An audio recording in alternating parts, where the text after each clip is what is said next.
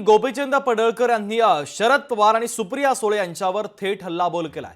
शरद पवार हे जातीयवादाचं विद्यापीठ असल्याचं पडळकरांनी म्हटलेलं आहे। सुप्रिया सुळे लहानपणापासून वडिलांकडून जातीयवाद शिकल्या असं देखील त्यांनी म्हणत टीका केली आहे। लिंबाच्या झाडापासून गोड फळाची अपेक्षा करू नका असं म्हणत पडळकर यांनी पवार आणि सुप्रिया सुळे यांच्यावर टोलेबाजी केली आहे। पडळकर यांच्याकडनं सुप्रिया सुळेंचा किडकी बहीण असा उल्लेख करण्यात आलेला आहे।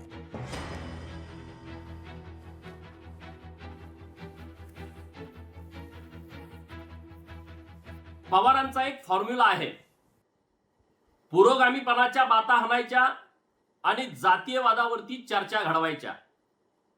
देवेंद्रजी तुम्हाला पुरून उरले, देवेंद्रजी कशातच सापडत नाहीत, तर मग त्यांच्या जातीवरती बोला।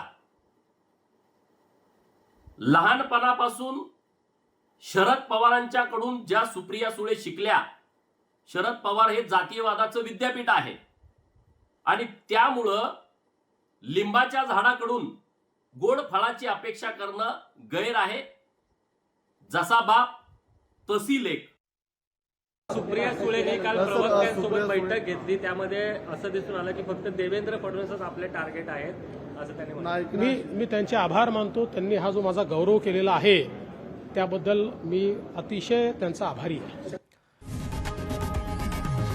लोकशाही मराठी ऐका, पहा, जागरूक रहा।